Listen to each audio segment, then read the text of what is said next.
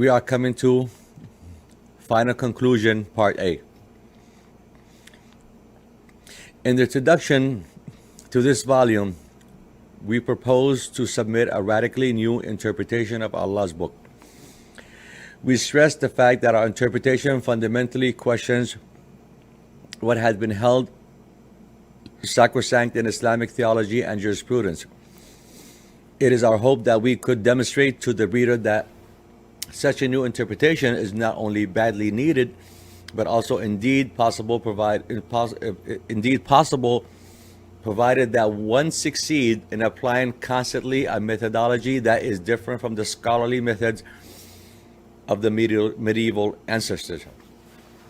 For the sake of full clarity as far as this methodology is concerned, we conclude this volume with a summary of the most important aspects that lie at the heart of our approach and that form the foundations from which we developed a rereading of the individual verses of the book.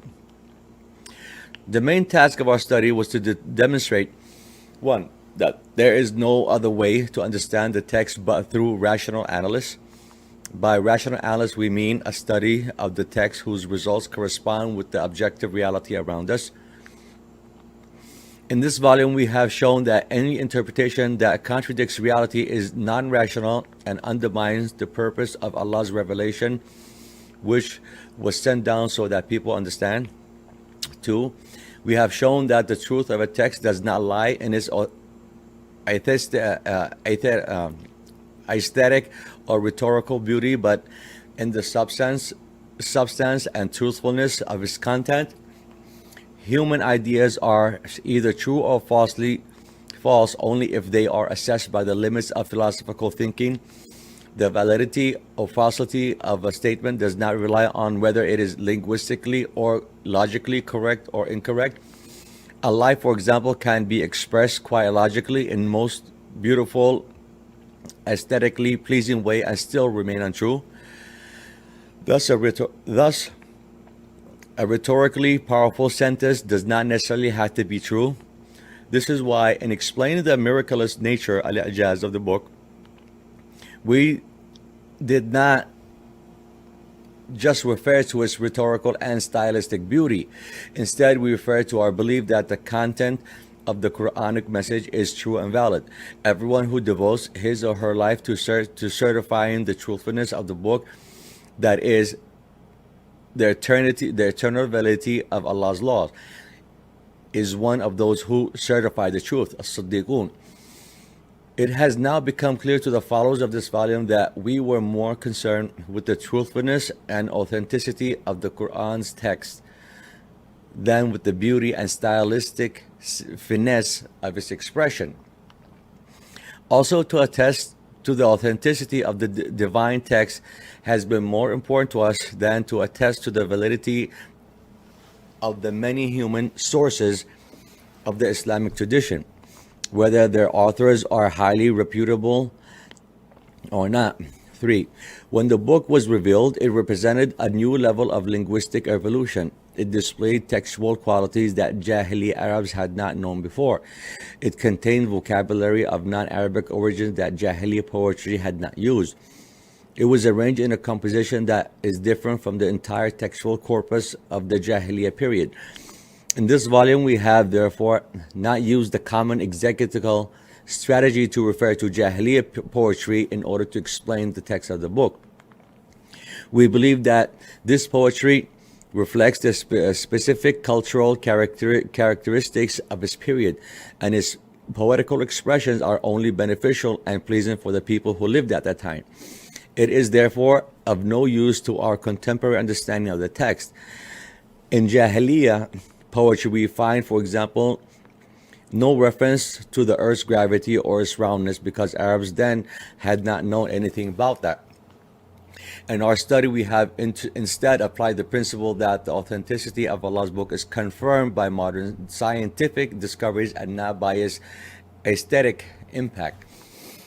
In adding new discoveries to our knowledge, human societies taking part in constructing the meaning of the text inasmuch as they find in the text the discoveries they have just made.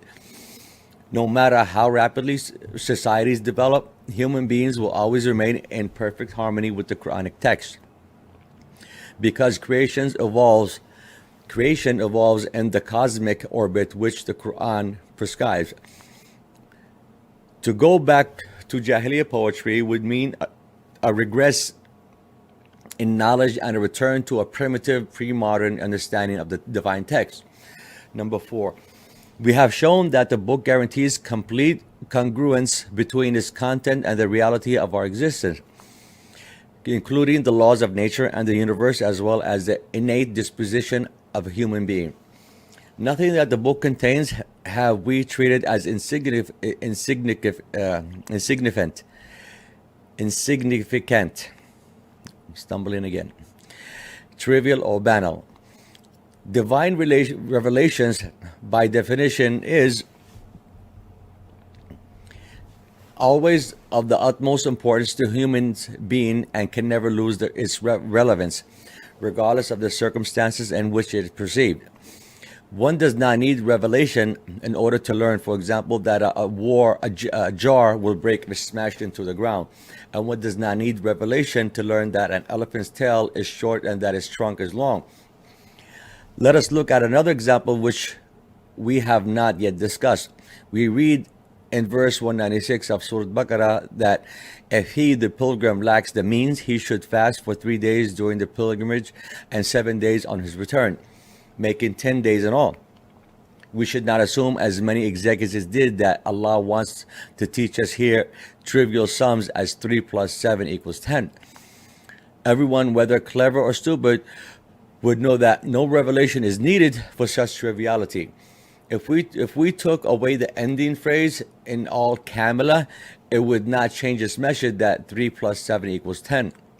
But we are not allowed, as we explained, to take anything away from the text without changing its semantic meaning. The book is purposely composed. Not a single syllable in it is redundant or insignificant.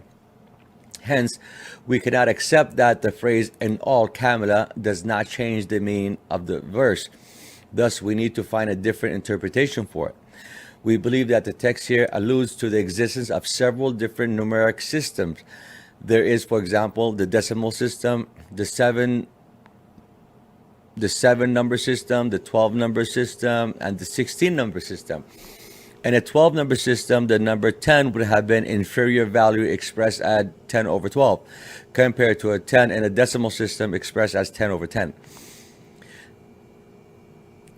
or as one whole Kamila. We conclude that this verse contains not only the number of days to be fasted, but also the identity of the number system, the decimal system, to be used for the calculation of the actual numbers of the fasting days. The book constitutes being al-kaynuna, in and for itself, derived from Allah. It points to its self-sufficient existence, that is, being without change or interference from external factors. This ontological quality is expressed in the eternal stability of the text, not in terms of its meaning, but in terms of its linguistic, visual, and acoustic form. Its form will never change and is therefore not subject to becoming a sayrura and progressing a sayrura. No one, not even a prophet or messenger, is able to grasp the total meaning of the book, because this would imply partnership with Allah in His self-sufficient being. Instead, we become gradually acquainted with its content through the process of becoming, that is, through a gradual growth and expansion of our knowledge. We believe that the text of the book is fixed, but that its contents move. Its contents move because every reader will approach the text differently. Some will find things in the text that others do not, and some are better than others at understanding specific passages of the text. Even if the text forms itself is fixed, its content displays the flexible qualities of everyday life that constantly changes. To put it differently, even if the text constitutes self-sufficient being, it contains a sufficient becoming and progressing for its readers. Hence, the book always allows its reader to understand the text in a contemporary manner. Whether a reader approaches the text in the 12th century or the 20th century, the resulting interpretation will have been contemporary, even if the two readings occurred at different times in history. Both readers have realized to the same extent the logic of the dialectics between the form of the text and its content. In the 21st century, however, both readings have lost the status of contemporary, as a new, more contemporary reading is required for our current century. Number 6, the book is an indirect speech of God, Kalamullah. Our interpretation of the many verses of the book are based on the understanding that we grasp the meaning of God's speech through His words, Kalimatullah, that exist in our universe. The words of Allah have both a natural and historical component, since they encapsulate all the universal laws that govern cosmos, nature, and human society. Through the study of these universal laws manifested in our objective human and natural reality, we learn to know the words of Allah, kalimat, through which in turn we come to learn His speech, kalam. The words of Allah and His speech are not the same thing. While His speech represents self-sufficient being, which is eternally fixed, His words, that is nature and human existence, are subject to becoming and progressing. This means that our understanding of Allah's speech is changing and developing because Allah's words are changing and progressing, while the speech of Allah is fixed. Allah's speech is present in the being of the fixed divine text of the book. Number 7, we have treated the book as a guide for all humankind and a blessing for the world. It has a universal character and is not just an expression of Arabic thought. Its criterion of authenticity is applicable to the entire world, not just to some Arab societies. And it must carry this criterion for the entire span of time and history, not just for the prophetical periods and the time of the Prophet's companions. In addition, the book has two further qualities. Its relevance does not contradict reason, and its relevance does not contradict reality. Number 8, the Quran verifies the existence of the material basics of human knowledge. The philosophical foundation of our interpretation is that knowledge, ilm, is derived from what is known, ma'lum, in objective reality, that is acquired through empirical data, implying that we receive information, ma'lumat, from outside the human mind through sense perception or through revelation or inspiration. Both semantic senses, perception and revelation, inspiration, are based on empirical observation of our objective reality.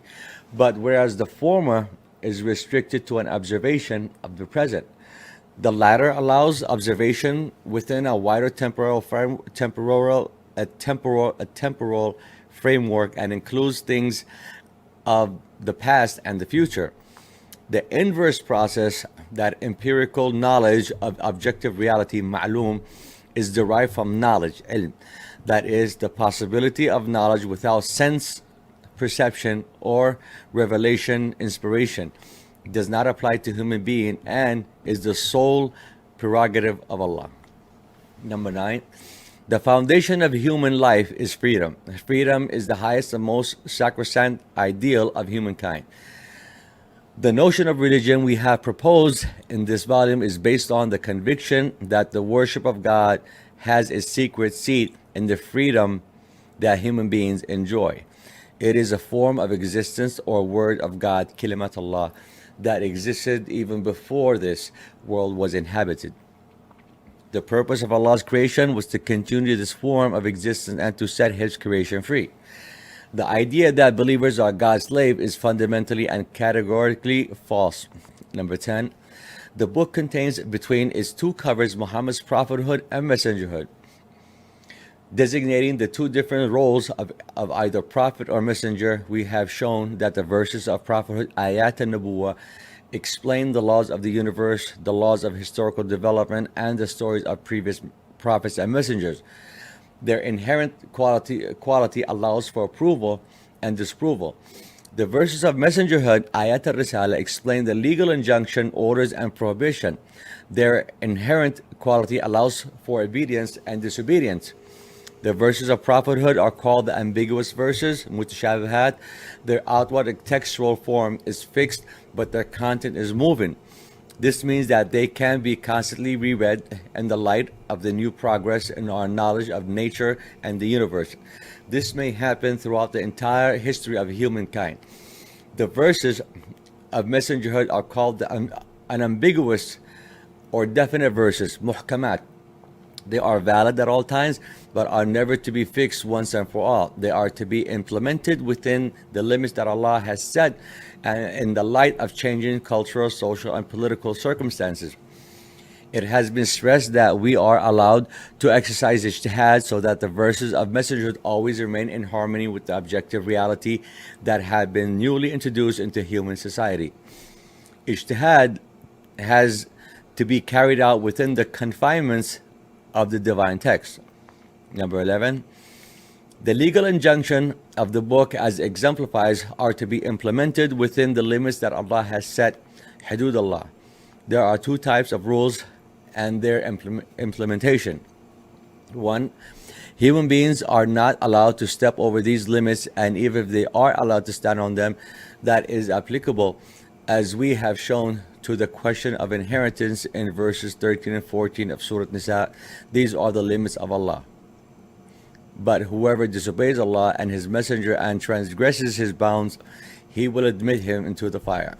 Number 2, human beings are not allowed to stand on the boundaries, not even to come close to them, as we gave the example of verse 187 of Surah Baqarah that instructs us how to fast, eat, drink until you can discern the white thread from the black thread of dawn, then complete the fast until nightfall, etc. Until those are the bounds of Allah, do not approach them. We learn that the fast is like a time field. It has a beginning, which is the moment when you can discern the white thread from the black thread of dawn, and an ending, which is the night. Allah instructs us not to come near His borders, neither at the beginning nor at the end. Instead, we are supposed to keep a safe distance of a couple seconds both before dawn and after sunset. 12. Notion of abrogation in the book. As such, there are no abrogating or abrogated verses that are stated within one single messengerhood. Every verse owns an area for itself, and every injunction possesses a legal space in which it operates independently. However, based on verse 106 of Surah Baqarah, which says, whichever verse we abrogate or cause over long periods of time can be forgotten, we bring instead a better or similar one. Do you not know that Allah has the power over all things? We maintain that abrogation did occur, but only between different systems of legislation. There have been, for example, the legal proscription in Moses' Sharia, which were abrogated by the legal prescriptions as issued in the Sharia of Jesus. We have given the examples of verse 50 of Surah Al-Imran. I, Jesus, have come to what Jesus said. I, Jesus, have come to confirm what came before me of the Torah and make lawful to you some of the things that were forbidden to you. We then said that Muhammad's message came next, which abrogated some more injunction of Moses' Sharia, such as those concerning adultery and homosexuality, and replaced them with different injunction and added new ones for areas of law where previously there had not been any legal prescription, such as for issues of inheritance and lesbian relationships. We have stressed that our criticism is direct against the current confused understanding of abrogation, by which hundreds of verses are deemed to be abrogated and abrogating, to such extent that on the basis of eccentric hermeneutical maneuvers, peaceful jihad is interpreted as military conquest and moral admonition is interpreted as military fight. To name but a few of such misinterpretation, we have cited for us every legal injunction, whether revealed first or second, earlier or later, will count equally. In fact, we apply the same measures of authentication an explanation of abrogations that were used by the councils at the time of Abu Bakr, Umar, Uthman. We also believe that the right of abrogation lies solely with the creator and the author of the book. And we believed that we would have told us explicitly what verse of which surah was abrogated by what verse, but there is no explicit text about such a thing. And apart from a few hints scattered around in the text of Islamic fiqh, which do not do justice to the importance of the subject, we do not have a theory of abrogation firmly rooted in the book. All we have are flimsy justification of abrogation that reflect the ideologies and particular political interests of historical periods in which political rulers demanded to get rid of certain verses that challenged their un-Islamic morality and aggressive worldviews. 13. Our understanding of the book requires us to introduce the two categories of historically and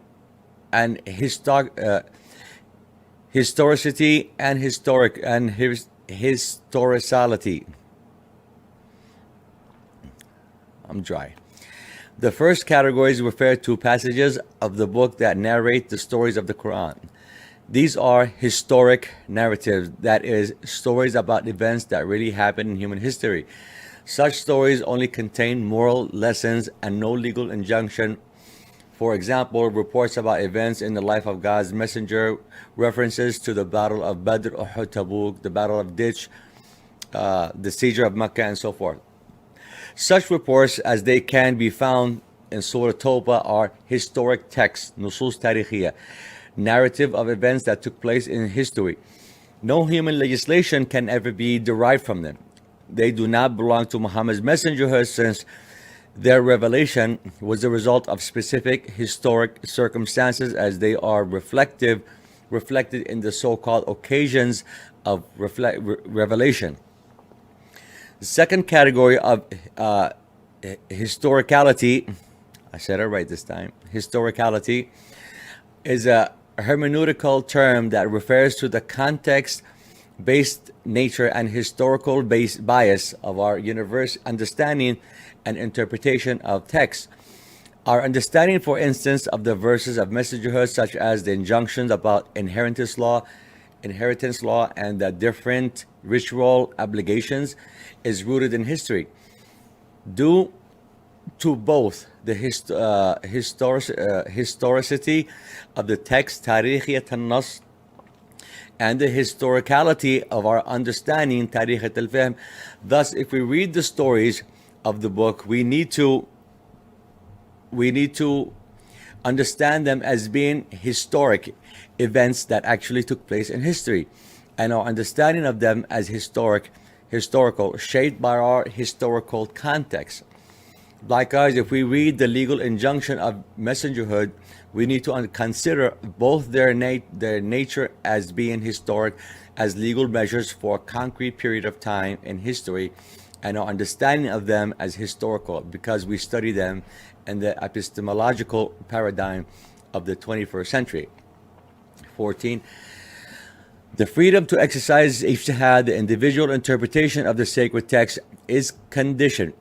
One should not allow people to apply it too freely or too narrowly. We have stressed that the criterion of a legitimate ijtihad is whether its outcome corresponds with social reality. We define an ijtihad as correct and acceptable if it brings the sacred text into harmony with objective reality. And because objective reality constantly changes, the outcome of our ijtihad will also constantly change. If no congruence between objective reality and the sacred text is established, an ijtihad shall be deemed unsuccessful, or even false. We applied the same criteria for modern parliamentary legislation. A law is effective when the existing social order of everyday life has been successfully analyzed, and when appropriate legislation has been found to administer and govern the social affair of the citizens in an efficient way. As we heard in verse 137 of Surah Al-Imran and verse 20 of Ankabut, such congruence established a perfect line from becoming progressing, running from Adam to the last hour, and it is the sole criteria of truth by which the authenticity of Allah's word is confirmed. The criterion of a successful ijtihad is certainly not whether the Prophet's companion, their successors, or any of the traditional jurists would agree with it or not. Number 15, the Act of Ijm of a consensus about Sharia law is carried out collectively by living people, not dead fuqaha.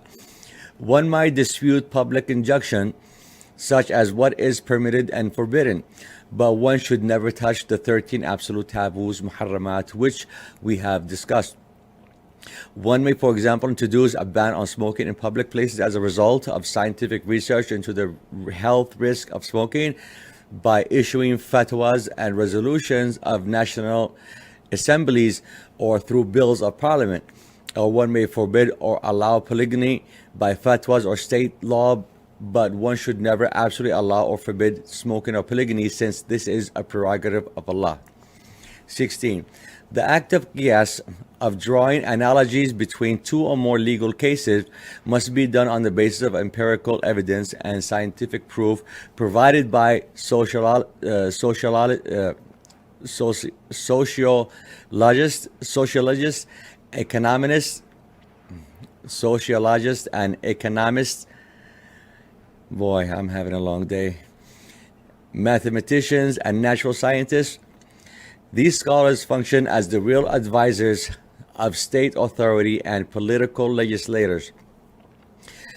This should not be done by the ulama and the jurists of fatwa bureaus.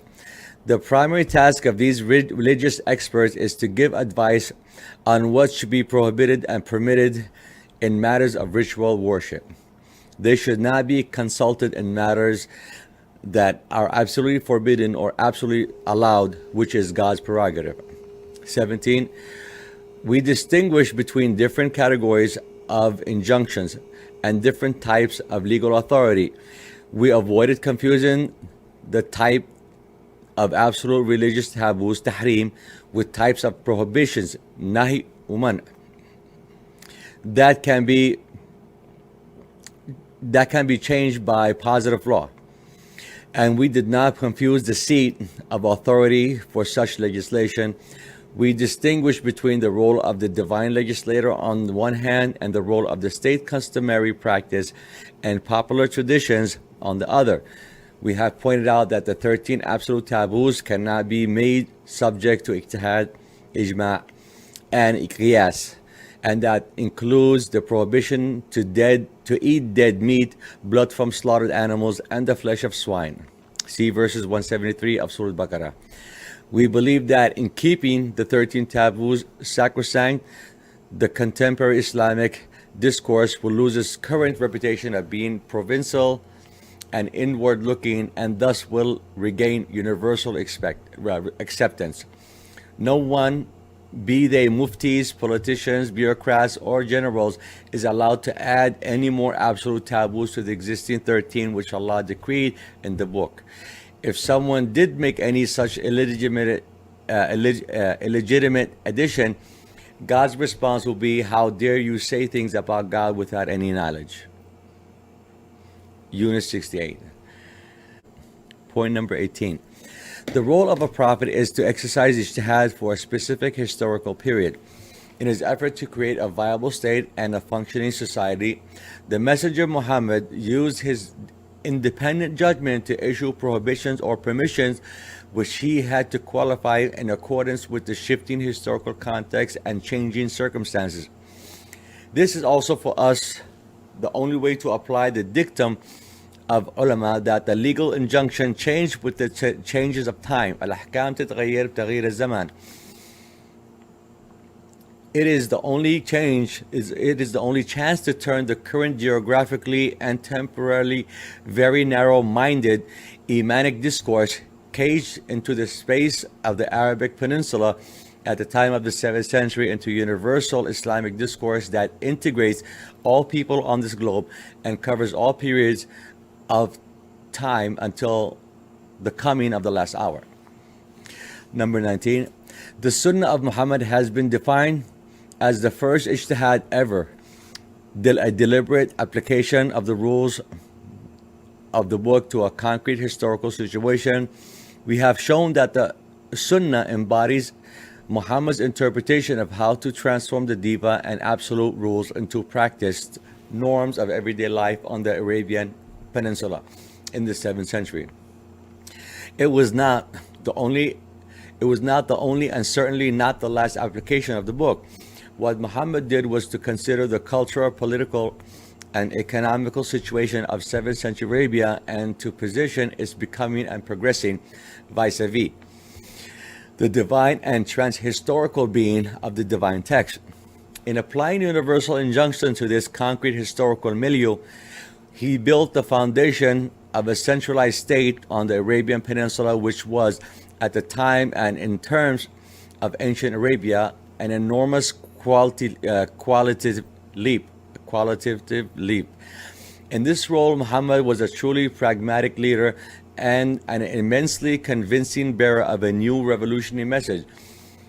As first mujtahid and greater messenger who received a divine, absolute message from God, he transformed the eternal into the temporal, the abstract into the concrete, the universal into the particular, because of this intrinsic link between Muhammad's ijtihad and the concrete, contingent circumstances of 7th century Arabia.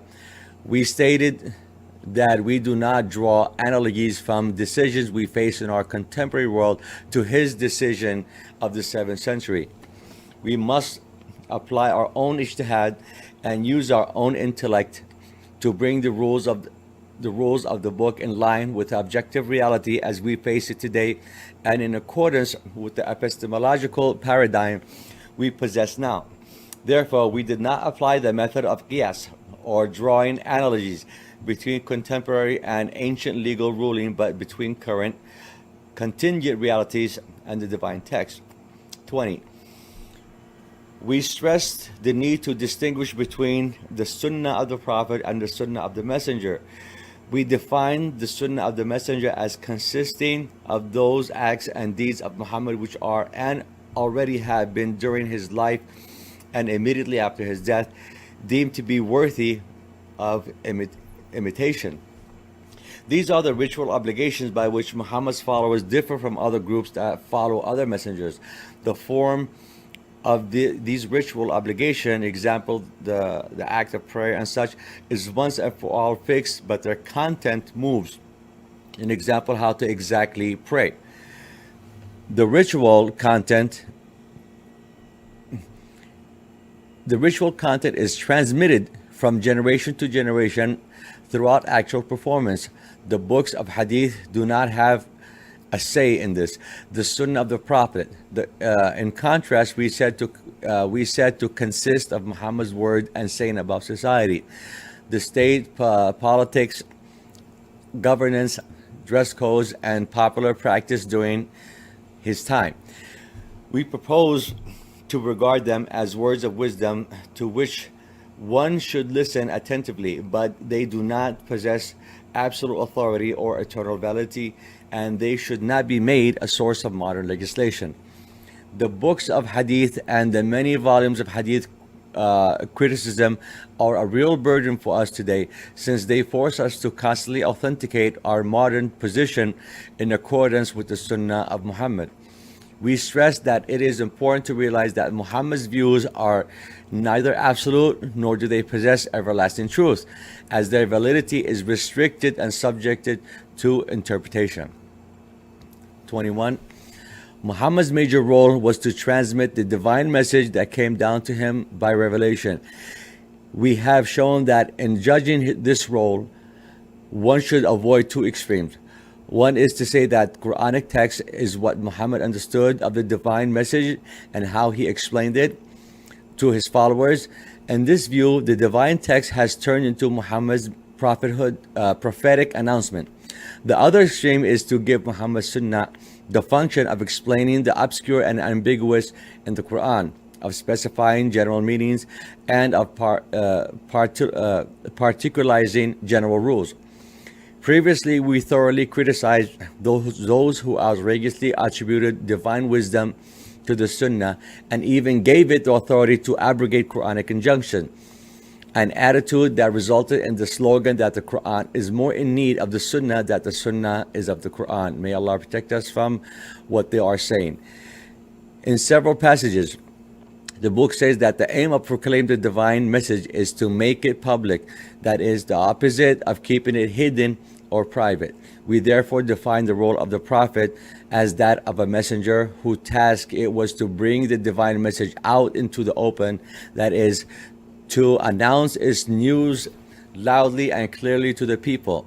His tasks were not to interfere with the transmission of the phonetic and lexical format of the book, al-dhikr, an example with the process of linguistic transformation or inzal into Arabic, nor with the actual content, an example with the act of revelation or al-tanzil, inasmuch as we was forbidden to alter the revealed commands and prohibition by his prophetical practice. We discussed the need to keep two different steps of revelation separate. First, the transformation of the text of divine revelation into a linguistic format, Arabic, so that human beings are able to perceive it. Second, the reception of these divine revelation by the Prophet. We said that Muhammad enjoyed the status of a messenger of God only because of his task to make revelations public and to deliver Allah's message in a clear manner without any distortion, alteration, or addition. Muhammad performed this role in the most perfect and complete manner. However, we refuse the idea that he was chosen to explain and elucidate the divine message. Our argument is that the very long surahs of the book, such as Al-An'am and Al-A'raf, Hud, Yusuf, or Yunus, whose complex meaning unquestionably demand further explanation, were entirely left unexplained by Muhammad. This shows that it was never Muhammad's self-understanding that he should comment on everything he proclaimed as a revelation. This confirms our view that Muhammad's role was only that of a transmitter of the divine message. He represented the completion of prophethood, but not the ultimate level of the book's interpretation. 22. We have shown the importance of recognizing the difference between Islamic Sharia and Islamic fiqh. Islamic Sharia, as we define it, contains those legal verses of the book that share Allah's absolute being, whereas Islamic fiqh or jurisprudence represent the contingent nature of human interaction with an understanding of the divine legislation at a specific time and place in human history. Whereas Islamic Sharia is divine, Islamic fiqh is human. The distinction between Sharia and fiqh help us to further differentiate between Islam and Muslimun. Whereas Islam is represented by the book, the term Muslimun refers to human beings who interact historically, intellectually, and socially with the divine text. In other words, the Muslimun personify the historical presence of the book, and by doing so differ immensely in their interpretation of it. We have made it clear in all chapters of this volume that we regard the whole literature of Islamic fiqh as a first reading or first understanding, an example, context-based application of the divine text and its sacred injunction. We see it as our task today to add to this a second reading which is firmly rooted in the 21st century. This requires us to fully apply a modern paradigm of knowledge and learning so that we may go behind the pre-modern foundations and the sources of Islamic fiqh. Following this logic, we are convinced that in the future there will be further reading, for example, a third rereading, a fourth rereading, a fifth, and so on and so forth until the coming of the last hour. 23. In our interpretation of the legal verses of the book, we applied the scholarly principle legal injunctions change with the changes of time. We are convinced that legal rulings do change as a result of epistemological and scientific development that take place in our societies, being true to this principle. We have interpreted the verses of inheritance more in line with modern statistics and mathematics than with explanatory models that existed in 9th century Arabia. Consequently, we are able to remove insignificant factors of medieval fiqh thinking, such as questions of obedience and disobedience, of mental soundness and madness, and were thus able to see things from a different perspective, which led to completely different results. After us, of course, others might come and see again new things and create new results because of their own perspective, which will differ from ours. 24. We have proposed throughout the volume that Islamic law should be applied as human and civil legislation within the limits that Allah has set. It requires the principle of Hanifiyya, which allows change and plurality of opinion. It requires the institution of civil society and the existence of legislative assemblies, a fair electoral system, electoral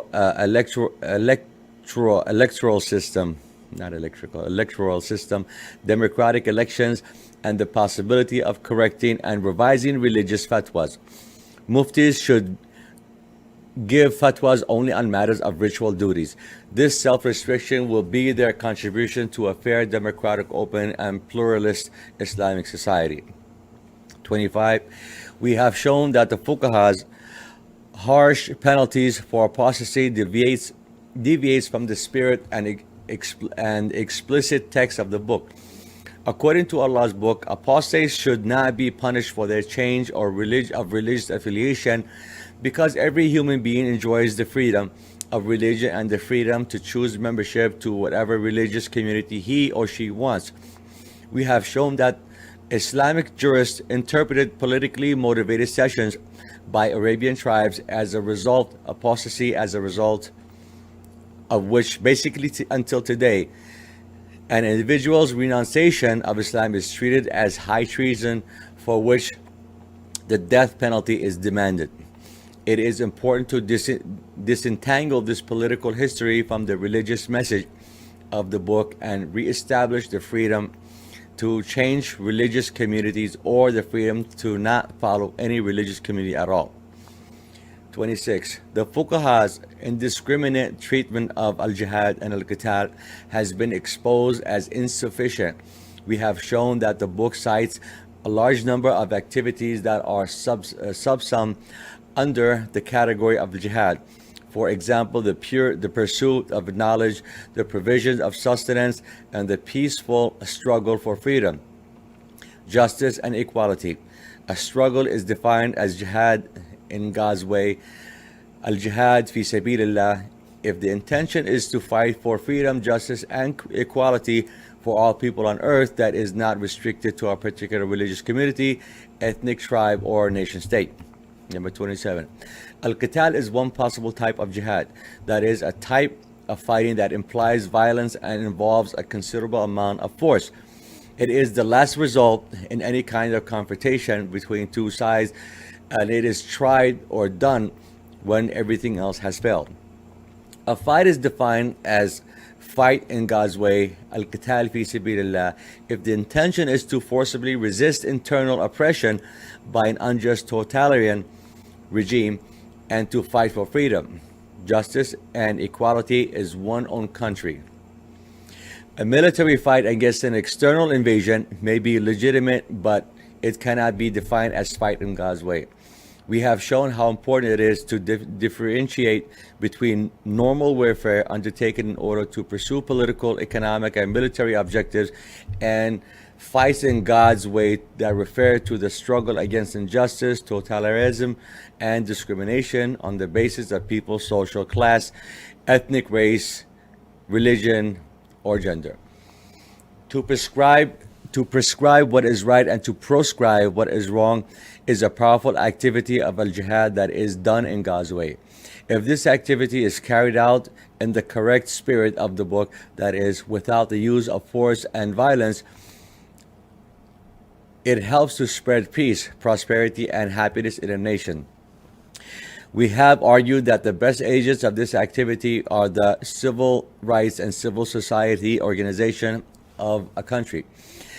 and that the highest level of prescribing what is right and prescribing what is wrong can be found in groups or movements who peacefully protest against political oppression, the breach of human rights, and the lack of political transparency in government and state administration.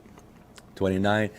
The persistent usage of the term wala for loyalty purely on the communal level was exposed as inadequate, as it was shown to be a convenient tool to silence political opposition. We have shown that the two terms al-wala and the bara are used in the book in order to describe the process of identity formation and its dissolution respectively on several collective levels, that is, within a family, clan, tribe, community, people, and nation. It was emphasized that an individual person can adopt several identities that need not necessarily contradict one another, rather than instrumentalizing these terms in order to enforce a single monolithic identity on Muslims, favoring the religious over all others. We have shown that it is possible to reconcile the religious with the ethnic, political, linguistic, and tribal affiliation that a person might have. It is hoped that this will help contemporary Muslims to liberate themselves from the fetters of a religio-centric worldwide, which forces us to become more and more alienated from mainstream society, and to open their minds to the possibility that they have harmonized their multiple modern existence with their religious faith. Praise to be the Lord of the worlds. Brothers and sisters, we have finished reading you selected chapters from the book named the Quran Morality and Critical Reasons, the essential Muhammad Shahrur collected. To read it more deeply, I apologize for any mispronunciation, and I'll do a better job next time.